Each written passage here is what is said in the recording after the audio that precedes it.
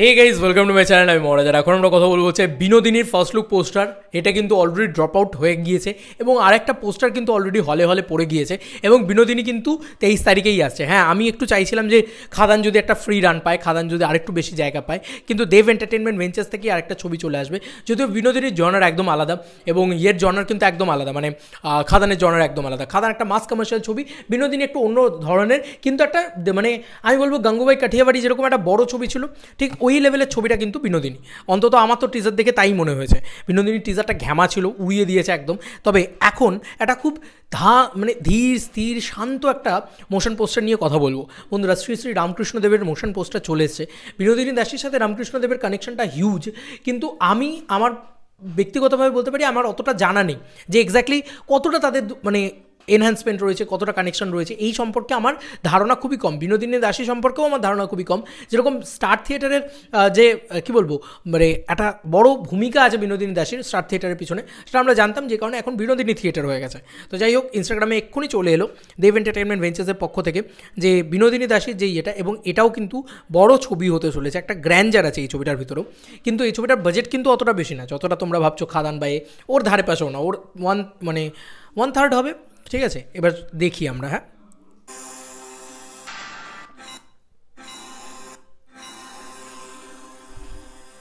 মিউজিকটা দারুণ লাগছে এক কথায় বলতে গেলে।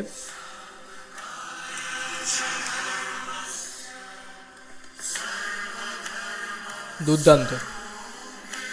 এবং রামকৃষ্ণদেবের লুকটা খুব ভালো লাগছে। মানে এত ভালো রামকৃষ্ণদেব আমি সিরিয়ালে লাস্ট দেখেছিলাম, তারপরে আর আমি দেখিনি। মানে এত ভালো লুক।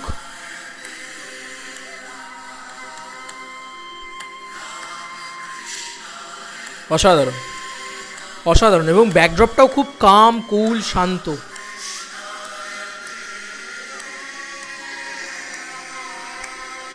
আচ্ছা, আমি মিউট করলাম একটু। এবার মেনলি যেটা জানার সেটা হচ্ছে যে এখানে কিন্তু পরিষ্কার শ্রী শ্রী রামকৃষ্ণ পরমহংস দেবের চরিত্রে চন্দন রায়কে আমরা দেখতে পেতে চলেছি।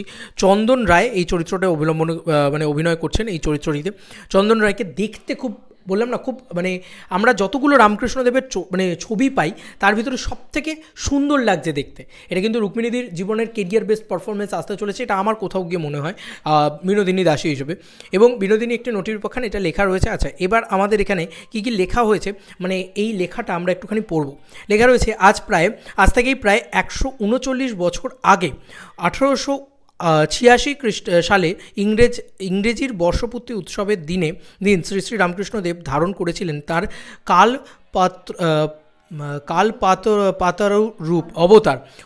অবতার। আচ্ছা, কল্পতরু অবতার, সরি আমি মানে খুব অজ্ঞ এইসব বিষয়, তবে আমি চেষ্টা করছি।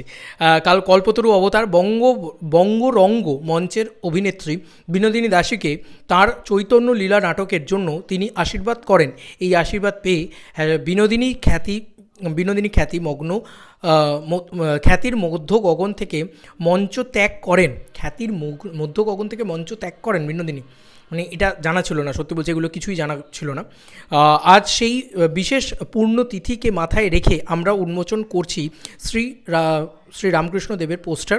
রামকৃষ্ণ চরিত্রে অভিনেতা চন্দন রায় সান্যালের এই ফার্স্ট লুক শেয়ার করা হলো, এটা কিন্তু পরিষ্কারভাবে জানানো হয়েছে। আচ্ছা, এবার একটা কথা হচ্ছে যে আজকে শুধু 1 জানুয়ারি তাই জন্য তারা নিয়ে চলে এলো, এমনটা কিন্তু ব্যাপারটা নয়। এটা বুঝতে পারলাম যে এটার পিছনে একটা বড় কারণ রয়েছে। এবার মানে বিভিন্ন হলে একটা পোস্টার পড়েছে বিনোদিনীর, সেই পোস্টারটাকে নিয়ে যদি আমাকে কথা বলতে বলো তাহলে আমি সেটাকে নিয়ে কথা বলবো আলাদা করে। সেটা এখন অব্দি অফিসিয়ালি আসেনি, কোথাও মানে রিভিল করা হয়নি আলাদা করে লুক হিসেবে বা পোস্টার হিসেবে, সেটা এমনি হলে পড়েছে। সেটা নিয়ে যদি কথা বলতে বলবো। এটা আমার বেশ ভালো লেগেছে। পিছনের বিজিএমটাও খুব ভালোভাবে যাচ্ছে, এবং যদি তোমরা টিজারটা মনে করে দেখো বিনোদিনীর ক্ষেত্রে, তাহলে কিন্তু খুব ভালো একটা টিজার আমরা দেখতে পেয়েছিলাম। খুব গ্র্যান্ডার রয়েছে, যেন মনে হচ্ছে বাংলায় ওরকম একটা গ্র্যান্ডারওয়ালা ফিমেল ওরিয়েন্টেড ছবি তো আমরা দেখতে পাই না, তো সেইটা খুব বেশি করে দেখা যাচ্ছে, এবং সেই এরা রিক্রিয়েশনটাও খুব ভালোভাবে হয়েছে। তো দেখা যাক বাংলার ভনসালি কি বানান। মানে এই ছবির ডিরেক্টর মানে পুরো মানে সঞ্জয় লীলা ভনসালির মতনই লাগে পুরো বিষয়টা। ভালো লাগছে, এই লুকটাও ভালো লাগছে, এবং দেব এন্টারটেনমেন্ট ভেঞ্চার্স যেহেতু জড়িত হয়ে রয়েছে, তাই আমার ভরসাটা অনেকটা বেশি যে সিনেমাটা খুব ভালো হতে চলেছে।